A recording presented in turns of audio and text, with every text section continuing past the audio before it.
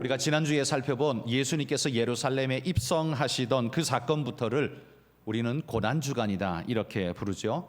입성부터 십자가에 달리실 때까지 당하신 그 고통의 시간, 그 5일간의 시간을 우리는 고난주간이라고 부르고요. 입성하시던 우리 주님은 십자가 달리실 것을 알면서도 입성하셨기 때문에 환호성을 지르며 호산나라고 부르고 있는 그 백성들의 소리를 어떤 마음으로 들으셨을까요? 그 소리를 들으실 때 마음이 기쁘셨을까요? 자기를 환호해 준다고 그 말이 기쁘게 들릴 수 있었을까요? 주님은 어떠셨는지 모르지만 만약에 저 같으면 굉장히 불편했을 것 같습니다. 호산나를 외치는 저 입으로 단 4일 뒤에 십자가에 못 박으라고 외칠 것이 자명하기 때문에 그것은 그들의 외침은 거짓말 같고 마음을 오히려 더 불편하게 하는 일이 될 것 같습니다. 그러니 내일을 알고 계신 우리 주님의 입장에서는 아마 많이 힘드셨을 것 같습니다. 여러분, 우리는 미래를 알면 좋을 것 같다라는 생각을 하지만 물론 유익한 것도 많겠죠. 주식 투자하시는 분은 대박이 나겠죠. 어떤 면에서는 되게 내게 유익한 많은 걸 줄 수 있겠지만 그러나 미래를 아는 것이 우리에게 꼭 좋은 것만은 아닐 겁니다. 예를 들어 내가 죽는 날을 안다면 여러분 어떨 것 같습니까? 내가 죽는 날을 안다면 그러면 뭐 그 전에 미리 대처할 수 있는 거 잘하고 준비할 수 있으니까 좋을 것 같다는 생각이 드시죠. 정리할 거 정리하고 마지막으로 하고 싶은 거 빨리 하고 보고 싶은 사람 빨리 가서 만나고 유산 상속도 정리하고 재산 처리 등등 빨리 해놓고 깔끔하게 죽으면 좋을 것 같다, 이런 생각이 혹시 드실지 모르겠습니다. 그럴 수 있으면 좋을 것 같아요. 그런데 사람이 기계가 아닌 이상 정말 그 날을 안다면 우리 마음에 두려움이 엄습해 나를 지배하지 않을까요? 무언가는 할 수는 있지만 두려움이 나를 집어삼켜버리고 나면 할 수 있는 기회가 정말 제대로 작용될 수 있을까요? 그 중요한 남은 시간을 두려움에 사로잡혀서 눈물과 벌벌 떨므로 보내야 하지 않을까요? 시계에 초침이 돌아가는 그 소리가 천둥 소리처럼 크게 들리고 잠을 설쳐야 하고 죽음이 몰려오는 것 같은 느낌이 들지 않을까요? 그 죽음의 날을 안다는 것 자체가 좋은 게 아니라 어찌 보면 죽음의 저주 같아 보일 것 같기도 합니다. 그러니 여러분, 하나님이 우리에게 그런 날을 모르게 하신 것이 얼마나 큰 축복인가 모르겠습니다. 우리가 그 날을 몰라야 우리가 오히려 인간답게 건강하게 살 수 있습니다. 이 모든 것, 우리 능력 밖의 것을 다 안다고 해서 좋은 게 결코 아니라는 말이죠. 이 모든 걸 알고 계시는 주님의 피로도는 아마 굉장히 높았을 것 같습니다. 자, 어쨌든 이 주님이 예루살렘에 입성하셔서 나귀를 타고 예루살렘으로 들어오셨습니다. 11절에 보시면 성전에 들어가사 모든 것을 둘러보시고 때가 이미 저물매 12제자를 데리고 베다니에 나가시니라, 이렇게 말합니다. 성전에 들어가사 모든 걸 둘러보고는 때가 저물매 베다니로 나가셨다, 이렇게 말씀합니다. 입성하신 날 아무 일 없이 그냥 나가신 것처럼 기록되고 있죠. 그런데 마태복음을 읽어보시면 순서가 조금 다르게 기록되어 있는 걸 보실 수 있습니다. 마태복음 21장이 예수님이 나귀 타고 예루살렘 입성하는 사건인데요, 입성하신 이후에 예수님은 그냥 내려가신 게 아니라 성전에 들어가셔서 그 성전 안에 돈 바꾸는 사람과 비둘기 파는 사람들의 의자를 둘러엎으시며 하나님의 성전을 강도의 소굴로 만들었다고 큰 소리 호통을 치셨던 사건 기록되어 있습니다. 이 사건으로 인해서 대제사장과 서기관들은 저 예수는 살려두면 안 되겠다라는 결단을 하게 되는 결정적 사건이 바로 그게 되죠. 마태복음에는 바로 그 사건이 예수님이 예루살렘에 입성한 첫날에 되어진 일처럼 기록되어져 있습니다. 다음 날이라는 표현이 없습니다. 그냥 입성하고 그 다음에 바로 사건이 나오기 때문에 입성한 날 그 사건이 이루어진 것처럼 보입니다. 그런데 마가복음에는요, 선명하게 기록합니다. 그 다음 날 주님이 성전에 올라가셔서 그 일이 이루어졌다, 이렇게 이야기를 하고 있습니다. 그러면 마태복음은 첫날 같은데 마가복음은 둘째 날 같고, 그러면 성경의 진실성이 이거 훼손되는 거 아니야? 라는 생각을 하실지 모르겠지만 여러분, 그건 그렇지가 않습니다. 왜냐하면 우리가 과거의 먼 옛날의 이야기를 할 때 그게 시간 순서에 따라서 정확하게 하나하나 빠짐없이 꼼꼼히 다 말하지는 않습니다. 필요한 것만 건너뛰면서 이야기한다고 해도 그게 거짓이 아니라 진실이죠. 지금 마태는 몇 날 며칠에 무슨 사건이 일어났나를 말하고 싶은 게 아니라 예수님께서 예루살렘에 올라오셔서 하신 일이 무엇인가를 그냥 말하고 있을 뿐입니다. 그러니까 예루살렘에 입성하셨습니다. 그리고 성전 정화의 사건을 일으키셨습니다. 이렇게 말하는 거죠. 한 날이 흘러갔음에도 불구하고 이렇게 말씀하시는 이유는 이 그리고라는 말 속에 하루가 그냥 포함되어 있는 겁니다. 잘못된 게 아니라 주님이 사건을 기록하고자 하는 그 의도가 사건이지 시간이 아니기 때문에 그렇게 하고 있다라는 말이에요. 자, 어쨌든 오늘 우리는 마가복음을 말씀 듣고 있으니 마가복음을 따라서 제가 말씀을 전하겠습니다. 예루살렘 입성 후에 둘러보신 후 그날은 예루살렘에서 빠져나가셔서 베다니로 가셨습니다. 이 베다니라는 지역은 예루살렘이 있었던 성 시온성 있었던 그 산 동쪽에 보면 감람산이라고 산이 하나 더 있습니다. 예루살렘에 있었던 성읍과 그 다음에 옆에 감람산이라는 산이 있는데 이 감람산 기슭에 있었던 마을이 베다니라는 마을이고 이 베다니에는 유명한 삼남매가 살았습니다. 나사로, 마르다, 마리아. 예수님이 가장 가깝게 친하게 지냈던 이 세 사람이 바로 그곳에 살고 있었죠. 그래서 예수님은 예루살렘에서 나가셔서 베다니 이들의 집에서 유숙하셨던 것 같습니다. 그리고는 이튿날 바로 오늘 본문 12절 말씀입니다. 예수님의 일행은 새벽 동트기 전에 집에서 나와서 출발하셨습니다. 그 예수님이 살았던 그 지역은 아주 낮 시간 열기가 뜨거운 지역이죠. 그래서 낮 시간에 이동을 잘 하지 않고 밤 시간이나 새벽 시간을 택해서 그늘지고 서늘할 때 이동하는 것을 주로 하는 그런 일이 흔하다는 거죠. 그러니 예수님도요, 햇볕 내리쬐는 그 떼약볕의 낮 시간을 피하기 위해 새벽 일찍 출발하셨을 겁니다. 그리고 감람산을 지나 예루살렘에 도착하셨을 때에는 벌써 예수님의 시장하신, 아침을 안 드셨으니까 시장하신 때였습니다. 주후 4세기 초 로마의 역사가였던 유세비우스라는 사람이 그의 글의 베다니의 위치를 이렇게 기록해주고 있습니다. 베다니는 감람산 경사지에 위치한 예루살렘에서 3.2km 거리에 있는 마을이다. 이렇게 기록하고 있습니다. 유세비우스는 역사가였기 때문에 객관적인 사실을 있는 그대로 표현하는 것을 좋아하는 이지요. 그래서 베다니에 대한 설명도 정확하게 이렇게 합니다. 감람산 경사지에 위치한 예루살렘에서 3.2km 떨어진 거리에 있는 마을이다. 여러분 3.2km라면 그냥 뭐 우리가 걸어가기에 그리 과히 먼 거리는 아니죠. 평지라면 3.2km 별로 어렵지 않을 겁니다. 그런데 여러분 산길, 산행을 3.2km 한다고 한번 생각해 보십시오. 산행을 3.2km 한다면 이건 아마 굉장히 어려운 일이 될 것입니다. 예루살렘 제가 어제 지난주에 여리고에서부터 예루살렘까지 올라가는 길을 그림으로 보여드렸죠. 그 그림에 보시면 저 해발 마이너스 220m 밑에서부터 플러스 745m나 되는, 그래서 도합 거의 1000m에 가까운, 이 고도 차이가 거의 1000m에 가까운 길을 올라가야 하는 게 예루살렘 길이었습니다.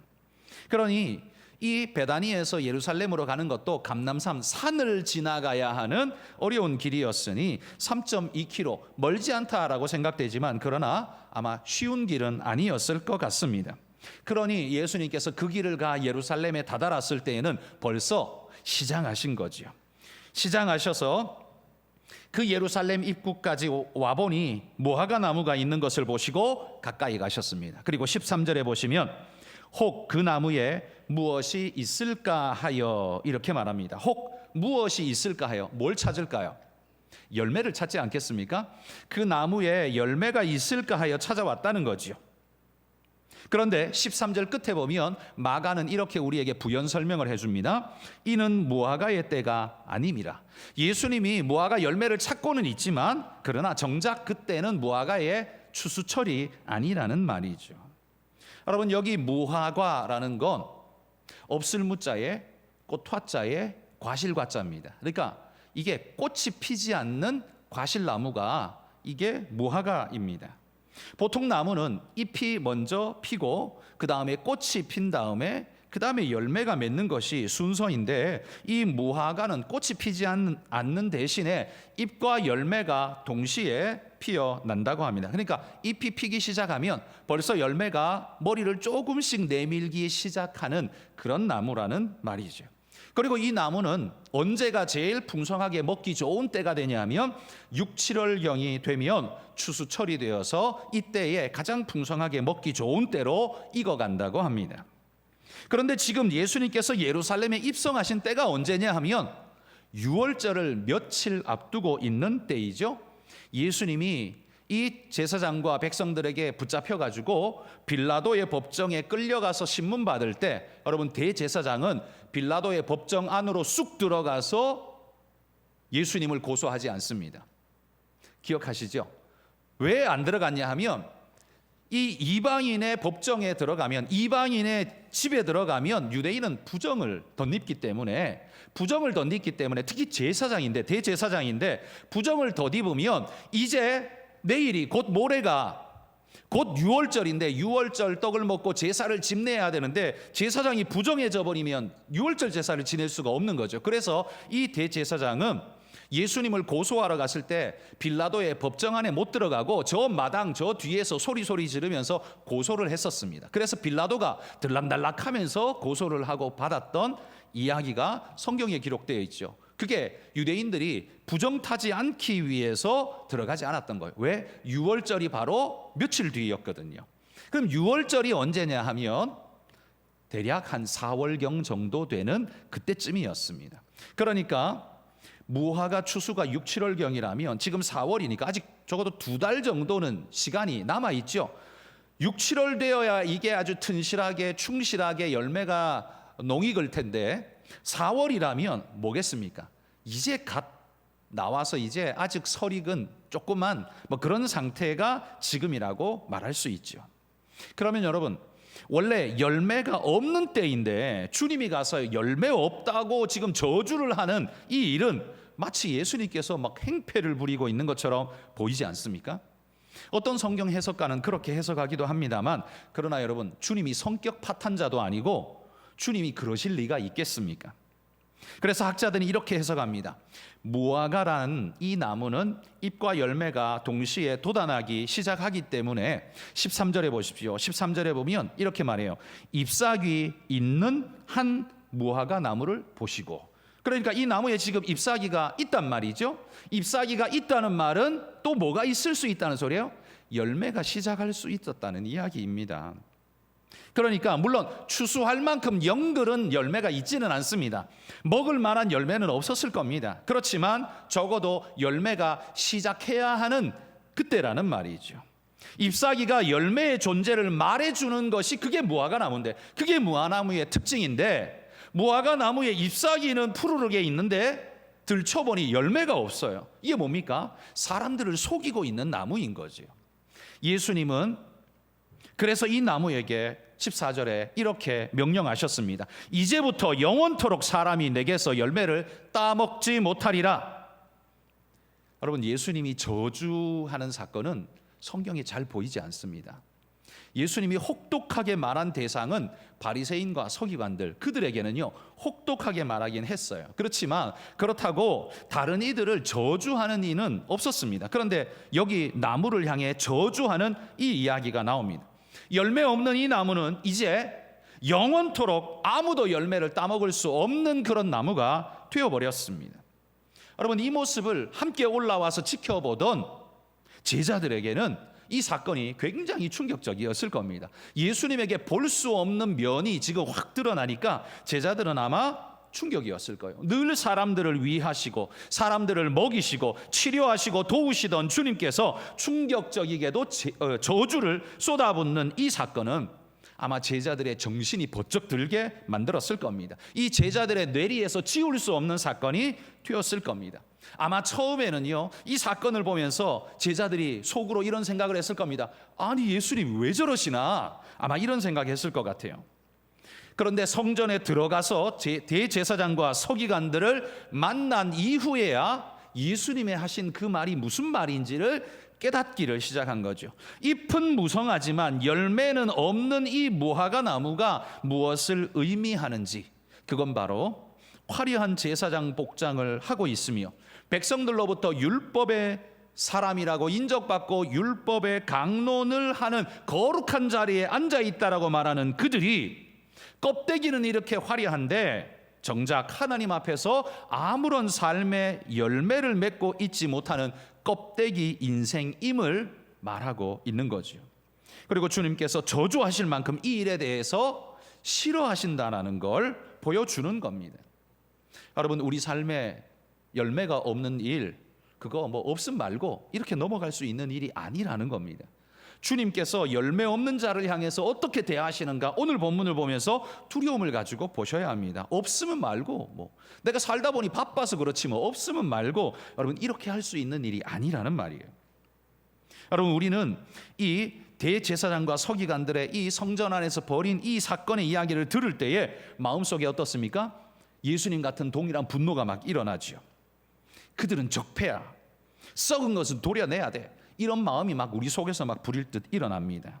그런데 여러분, 성경은 그들을 넘겨다 보게 하는 창문이 아니라 나를 보게 하는 거울이라는 사실을 여러분 우리는 잊지 말아야 합니다. 여러분, 창문과 거울, 겉에서 보기에는 똑같아 보입니다. 멀리서 보면요, 창문 네모 반듯하게 직사각형으로 생겨 먹은 그거, 거울이나 창문이나 멀리서 보면 그게 그거 같아 보입니다. 그런데 특성이 완전 다르죠. 창문의 특성은 뭡니까?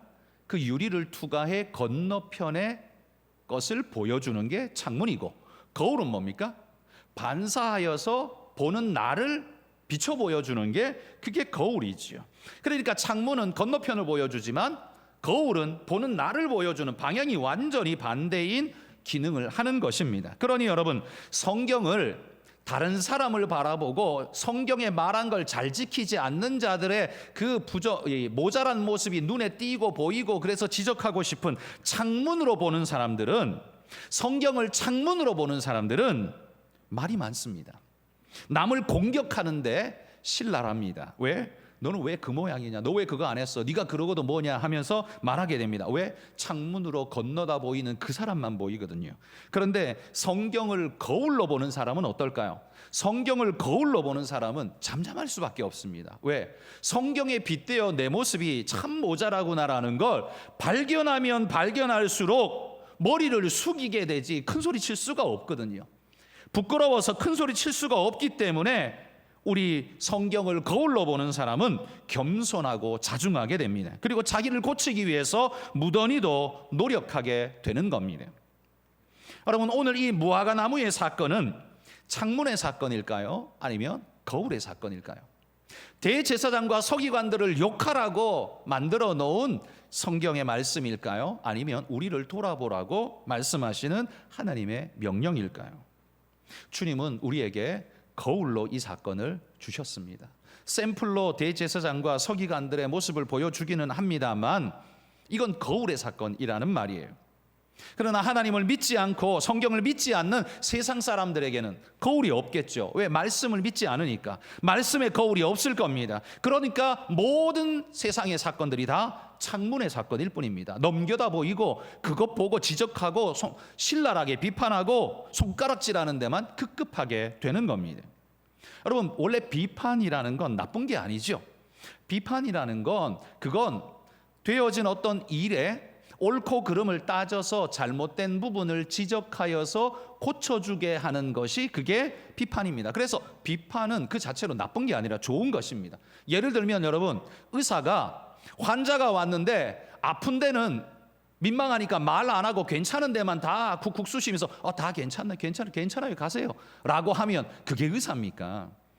그 의사가 아니죠. 의사는 뭘 해야 됩니까? 아픈 데를 콕 찍어서 확인해야 합니다. 그리고 고쳐줘야 합니다. 비판이 그런 거죠. 비판은 죽이려고 비판하는 게 아니라 살리려고 비판하는 거고, 의사가 고치려고 하는 것처럼 비판도 그런 겁니다. 사회를 정화하기 위해서는요, 건강한 비판이 없어서는 안 됩니다. 그런데 여러분, 거울이 없는 창문만 가진 자들의 비판은 사회가 정화가 안 됩니다. 오히려 사회가 자기 파괴에 빠지게 됩니다. 빈수레가 요란하다는 옛말이 있죠. 이 말은 진리인 것 같습니다. 속이 빈 사람은요, 거울이 없는 창문만의 소유자로 늘 시끄럽습니다. 그런데 그 삶이 변화가 없습니다. 왜? 자기를 보지 못하니까요. 변화는 하지 않고 남에게만 자꾸 손가락질하는 상황이 벌어지게 되는 거죠. 여러분, 우리가 정권을 이렇게도 바꿔보고 저렇게도 바꿔봅니다. 그런데 별반 다를 바 크게 없어 보입니다. 지난번에도 실망했고 이번에도 실망합니다. 왜 그렇습니까? 사람의 수준이라는 게 그냥 거기서 거긴 것 같습니다. 그러면 이쯤에서 우리는 포기해야 하는 걸까요? 또 그럴 수는 없지요. 그렇다면 우리는 어떻게 해야 할까요? 그래서 우리는 정치권을 변화시켜야 한다라는 말을 많이 하는데, 정치권을 변화시켜야죠. 그런데 정치권을 변화는 어떻게 시킬 수 있을까요? 저는 정치권의 변화가 일어나려면 국민의 변화부터 일어나야 한다라고 생각합니다. 그게 정상적이고 가장 안전한 방법이라고 생각합니다. 정치권이 가장 두려워하는 존재들인 국민들의 수준이 높아지면 정치권은 함부로 할 수 없을 것입니다. 창문만 가지고 목소리를 높이는 국민들에게는 창문만 잘 닦아주는 정치인 있으면 됩니다. 그러니까 자기 돌아볼 필요 없는 거죠. 국민도 안 돌아보니 정치인들도 안 돌아봅니다. 창문만 그냥 닦아주고, 자, 지금부터 스피커 틀어놓고 시큰 욕을 하세요. 세게 욕을 하세요. 있는 거 없는 거 다 끄집어내서 욕하세요. 요렇게만 해주면 됩니다. 그런데 여러분, 국민들이 거울을 가진 국민들이라면, 그래서 성숙된 국민이라면 어떨까요? 그렇게 창문이나 닦고 있는 정치꾼을 본다면 분명히 지적하고 그들을 발붙이지 못하도록 만들게 될 겁니다. 그러니 여러분, 우리 국민들부터 거울을 가진 국민이 되어야 합니다. 성도들은 또 어떻습니까? 여러분, 교회가 세상에 실망을 안겨주는 때가 있죠. 그렇기 때문에 우리에게도 거울이 절실히 필요합니다. 화려한 복장만 입고 예식안에 갇혀 있다고 해서 거룩해지는 것이 아니지 않습니까? 주님이 찾으시는 열매가 내 삶의 나무, 인생의 나무에 열매가 맺혀야만 한다는 겁니다. 그게 주님의 요구라는 말이죠. 그래서 저는 오늘 이 말씀, 이 사건을 가지고서 간단하게 세 가지로 여러분에게 말씀, 교훈을 함께 나누려고 합니다. 첫 번째 교훈은 이겁니다. 이 무화과 나무의 사건은 하나님이 찾으시는 것이 열매다라는 사실을 우리에게 확실하게 보여줍니다. 여러분, 잎사귀가 아무리 많아도 주님이 찾으시는 건 잎사귀가 아닙니다. 열매입니다. 주님이 염소도 아니고 그 풀 뜯어 먹겠습니까? 주님이 바라시는 건 잎이 아니에요. 열매입니다. 이 무화과 나무에 가셔서 주님이 어떻게 하셨을지 한번 상상해 보십시오. 나는 지금 배가 고픕니다. 그리고 저기 무화과 나무가 있네요. 그래서 가까이 갔습니다. 그 다음에는 어떻게 할까요? 겉으로 보기에는 잎사귀에 둘러싸여 있어서 열매가 전혀 안 보입니다. 그럼 그 다음에는 여러분 어떻게 하시겠습니까? 보나마나 잎사귀를 걷어내야 되겠죠. 잎사귀를 들춰내면서 열매가 있나를 봐야 할 겁니다. 여러분, 잎사귀들을 들춰내야 그 속에 숨어있는 열매가 보이지 않겠습니까? 그래서 주님도 이 무화과 나무에 가까이 가셔서는 그 무성한 잎사귀를 들춰내시고는 열매를 찾으셨을 겁니다. 여러분, 우리가 가진 외적인 조건들, 그게 다 뭡니까? 그건 전부 잎사귀들입니다. 우리의 재력, 학력, 명예, 우리의 가문, 우리가 어떤 집안인데 이런 모든 것들, 이건 다 그냥 잎사귀입니다. 주님이 찾으시는 게 아니라는 말이죠. 주님께서 들춰내실 것, 열매를 찾기 위해 그거 다 드러내실 것, 자, 좀 비켜봐라 이거야, 좀 치워봐라 하고 비껴 밀어내실 게 그런 종목이라는 거죠. 그런데 우리는 이 잎사귀들을 한 장 한 장 더하는 데에만 몰두하고, 그런데 정작 삶의 열매가 없다면, 우리의 나무, 인생 나무의 잎사귀의 크기와 숫자와 빛깔만 챙기면서 정작 열매가 없다면 그럼 어떻게 될까요? 여러분, 15절에 보시면 주님께서 성전에 들어가셔서 성전 안에서 매매하는 자들을 전부 내쫓으셨습니다. 이들이 누굽니까? 이게 바로 잎사귀 인생들입니다. 사실 성전 안에 있으면 안 되는 존재들이죠. 성전 안에는 예배하는 자들이 들어가야지 이렇게 장사하는 자들이 들어가면 안 되는 겁니다. 이들은 잎사귀 인생들이에요. 예수님이 치워내시는 존재들. 그래서 치워버렸잖아요. 성전 안에서 몰아내버렸잖아요. 게다가 이들이 성전 안에 들어오고 싶으면 그냥 쑥 들어올 수 있습니까? 장사할 수 있습니까? 절대 불가능하죠. 그건 누가 허락해 줬기 때문에 가능합니다. 그 허락해 줄 수 있는 권한은 누구한테 있는 겁니까? 바로 대제사장에게 있는 겁니다. 그는 하나님의 성전의 거룩과 백성의 거룩을 지키기 위해 세움받은 존재임에도 불구하고 성전을 관리할 권한을 줬더니만 그걸 어떻게 사용해요? 그게 자기 권리인 줄 알고 성전을 팔아먹는 자, 부리는 자가 돼버렸습니다. 돈을 목적하여서 권세를 사용하는 자가 돼버렸습니다. 그래서 그가 그 일로 얻은 게 뭘까요? 이 대제사장이 성전 한 귀퉁이에 좌판 하나 열 때마다 그 사람에게 얼마를 받았을까요? 그냥 주진 않았겠죠? 많은 걸 받았을 겁니다. 그래서 성전 안에 좌판을 여는 사람 수만큼 많은 수입이 가만히 앉아 있어도 매일매일 굴러 들어왔을 겁니다. 그러니 대제사장은 많은 재물을 앉아서 마치 유전이 터진 것처럼, 땅에서 유전이 터진 것처럼 그냥 꺼내기만 하면 되는 것처럼 많은 재물을 벌었을 겁니다. 그런데 그는 그것 때문에 그러면 잃은 것은 뭘까요? 잃은 것은 성전 안에 예배하는 성도들을 잃어버렸습니다. 정작 예배해야 할 자들이 장사하며 시끄럽게 소리치며 난리를 치고 있는 모습, 여러분 돈을 주고서라도 믿음을 얻어야 할 것 아닙니까? 뭐 이건 돈 준다고 믿음 얻는다는 말은 아닙니다. 돈보다 믿음이 더 가치 있다는 말이죠. 그래서 돈을 주고서라도 믿음을 사야 하는 것인데, 근데 반대로 이들은 믿음을 주고서 돈을 사는 일을 하고 있었다는 거지요. 이게 얼마나 심각한 죄악입니까? 그들은 화려한 제사장의 복장을 하고 있습니다. 그의 옷은 보석이 한두 개가 아닙니다. 여러분, 대제사장의 가슴에 에봇이 달려 있는데 그 에봇에는요 보석이 12개가 박혀 있습니다. 왜 12개입니까? 이스라엘 12지파를 상징해서요 보석이 12개가 박혀 있어요. 그뿐만이 아닙니다. 어깨에는요 굵직한 보석이 2개가 떡하니 박혀서 그 각 보석에는 6개의 지파 이름이 새겨져서 6개의 지파가 대제사장의 어깨 위에 올라앉아 있는 겁니다. 그래서 대제사장이 성전에 들어가면 이스라엘 전체가 성전에 들어가는 것과 같은 게 되는 겁니다. 그런 의미예요. 그렇게 해서 새겨놓았습니다. 뿐만 아닙니다. 대제사장이 쓰는 대제사장의 머리관에는요 그냥 머리 한중간에 굵은 감자만한 보석이 하나 떡 박혀 있는데 그 보석 또한 보통이 아닌 거죠. 그러니 보십시오. 가슴에 12개, 어깨 굵직한 거 2개, 머리에 1개, 이 보석만 해도요 몇 개가 지금 달려 있는 겁니까? 그러니 이 광경을 지켜보는 이스라엘 백성들은 대제사장을요 보는 순간 마치 신을 대하는 것처럼 거룩, 존귀, 영광, 아마 이런 단어가 떠오를 겁니다. 그 앞에 아마 자동적으로 엎드리게 될 겁니다. 그런데 그런 대제사장이 지금 무슨 짓을 하고 있어요? 믿음을 팔아서 돈을 사는 일을 하고 있다는 겁니다. 여러분, 만약에 이 대제사장이 죽어서 하나님의 심판석 앞에 서게 되면 하나님은 어떻게 하실까요? 우스꽝스러운 말입니다만 하나님이 이렇게 하실 것 같아요. 오늘 본문에 빗대어 보면, 야, 뭐 이렇게 잎사귀가 많냐? 가슴에 12개나 잎사귀가 있고, 잎사귀 좀 치워봐. 열매가 안 보이는데 좀 치워봐 하고 옷 벗기고 보석 벗기고 모자 벗기고 다 벗기고 알몸으로 세워놓고, 야, 너 열매가 없네? 너 열매가 하나도 없네? 이런 이파리밖에 없네? 라고 말하신다면 그 다음에 다가올 게 뭘까요? 그 다음에 올 것이 뭐냐면 주님이 그 열매 없는 무화과나무를 저주한 사건이 그제서야 그에게 다가오게 될 것입니다. 여러분, 주님은 애꿎은 무화과나무를 저주한 게 그냥 아닙니다.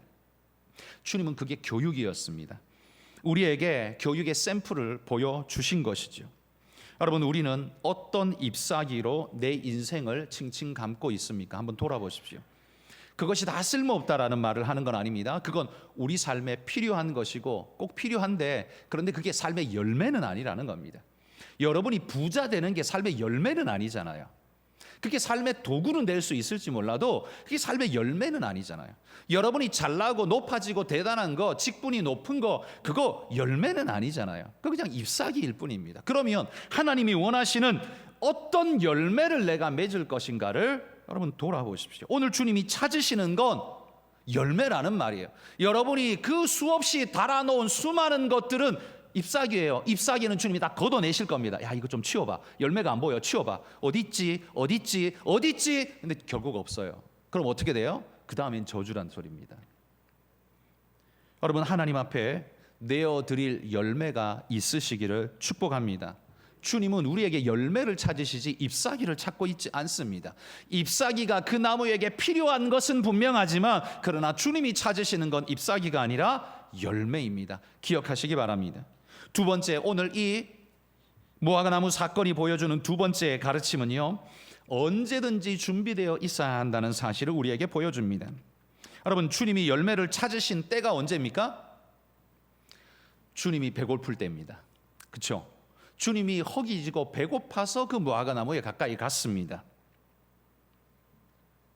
입성하시던 그때에 들어가기 전에 무화과나무에서 열매가 없는가 찾으셨던 사건이 바로 이겁니다. 그런데 그때는요 6월절 직전이라서 무화과 때가 아니라고 했습니다. 그런데 그때에 찾고 계십니다. 때가 아닌데 찾고 계신다는 말이에요. 이게 되게 무리한 일처럼 들리시겠지만 여러분, 이게 바로 성경의 메시지입니다. 왜요? 무슨 말이냐면 하나님은 내 때에 추수하러 오는 게 아닙니다.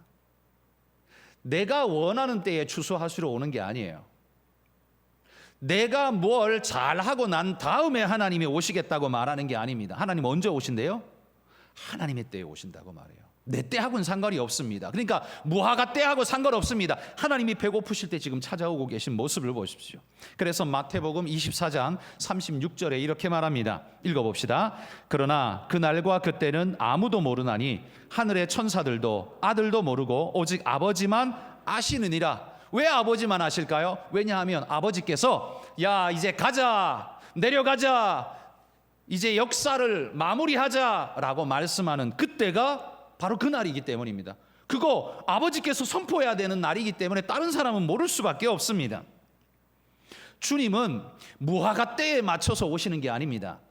하나님의 때에 맞춰서 오실 뿐입니다. 그래서 마태복음 24장 44절에도 이렇게 말합니다. 읽어봅시다. 이러므로 너희도 준비하고 있으라. 생각하지 않은 때에 인자가 오리라. 우리에게 주어져 있는 숙제가 뭡니까?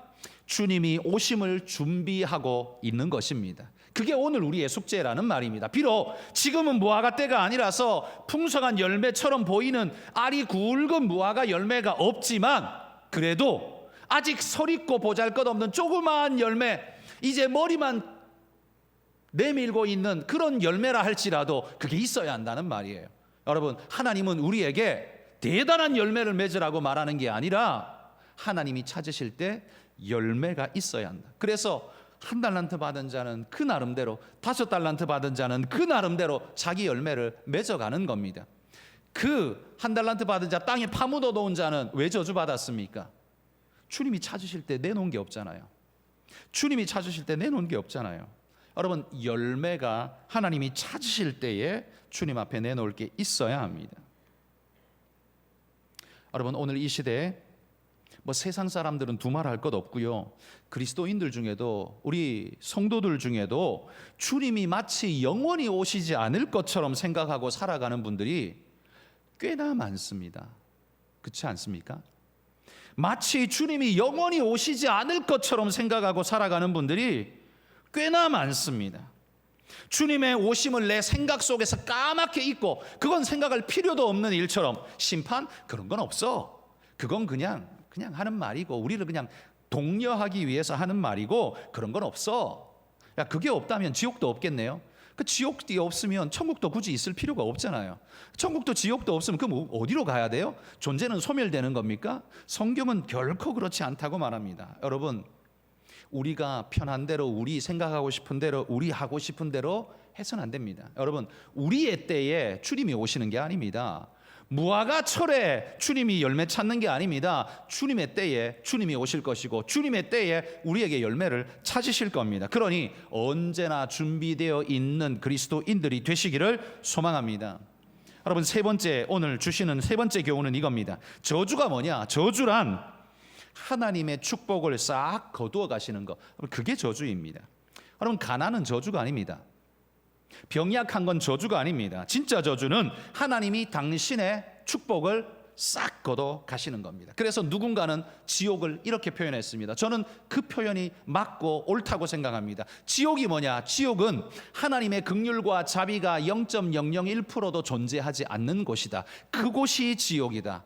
그러니까 뭐예요? 하나님이 당신의 자비와 인애를 싹 걷어가 버리면 거기가 지옥이에요. 긍휼과 자비가 없는 곳, 하나님이 은혜와 자비를 베풀지 않는 그곳이 저주받은 곳이고 그게 지옥이에요. 여러분, 세상 모든 사람들이 아직 예수 믿지 않고 난리를 치고 하나님을 대적합니다. 그러나 그럼에도 불구하고 아직도 하나님은 그들에게서 하나님의 손을 거두지 않았습니다. 긍휼을 빼앗지 않았습니다. 아직도 그들에게 하나님의 축복이 임하고 있습니다. 우리가 코로 숨쉬며 살아가고 있다면 하나님 우리에게 지금 기회를 주고 있는 거예요. 아직도 하나님의 은혜와 자비를 다 거두시지 않은 거예요. 그러니 그 기회를 우리는 붙잡아야 합니다. 놓치지 말아야 합니다. 여러분, 저주란 건 영화에 나오는 것처럼 그런 희한한 이상한 그런 게 아닙니다. 저주는 하나님이 당신의 축복을 싹 걷어가시는 겁니다. 그게 저주입니다.